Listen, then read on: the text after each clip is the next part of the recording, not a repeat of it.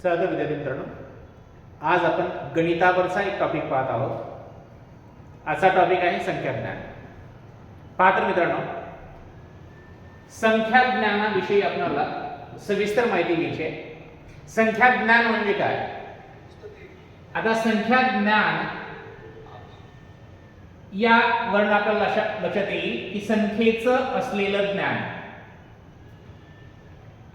बघा, संख्येचं ज्ञान म्हणजे काय? मग तर एखादी संख्या आपल्याला ओळखता आली पाहिजे,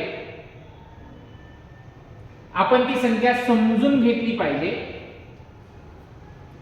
आणि मग आपण ओळखलेली संख्या, समजून घेतलेली संख्या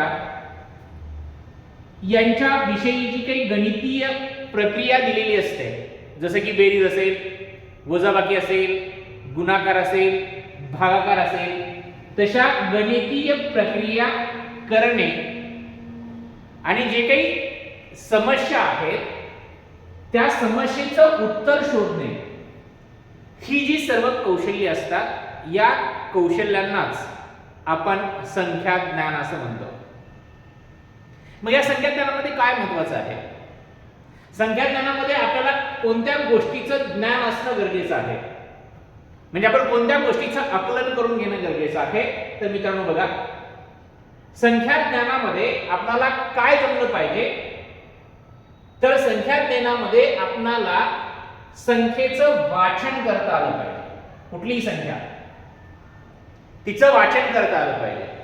जसं इथं मी या ठिकाणी 37 दिलेलं आहे. 37 याच्यावर मी 0 ऍड केला. 370 याच्यावर पुन्हा 2 ऍड केला. 3702 याच्यावर पुन्हा 5 ऍड केला.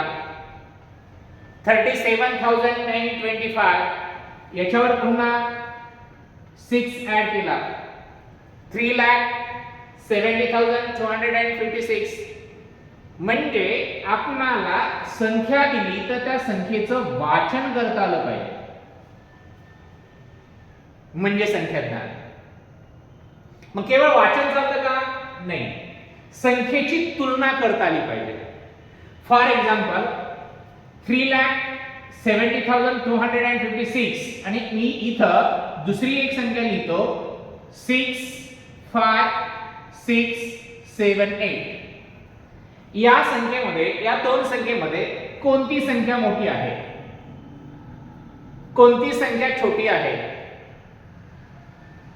तर आपल्या लक्षात येईल की ही एक मोठा नंबर आहे, ही मोठी संख्या आहे, आणि ही छोटी संख्या आहे, म्हणजे लहान संख्या आहे.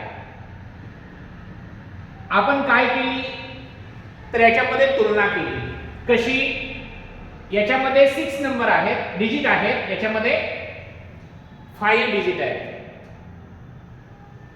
म्हणजे 6 डिजिट वाली संख्या नेहमी मोठी असते आणि 5 डिजिट वाली 6 पेक्षा नेहमी लहान असते.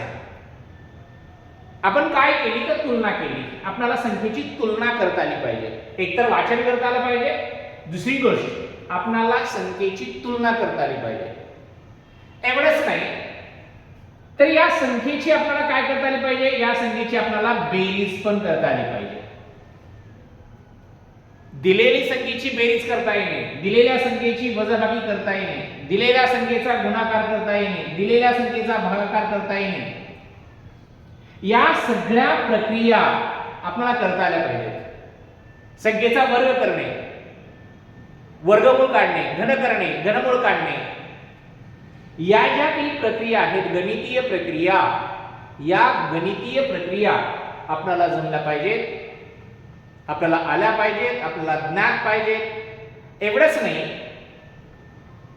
तर काही संख्याच्या श्रेणी असतात, तर त्या श्रेणी कशा पद्धतीच्या आहेत हे पण आपल्याला लक्षात आलं पाहिजे. ह्या गोष्टीचं आकलन म्हणजे संख्याज्ञान. आणि मग बघा, चौथा वैशिष्ट्य म्हणजे काय संख्याज्ञानाचं? तर संख्येवर आधारित असलेल्या प्रश्नांना तर्कशक्ती वापरून सोडवणे.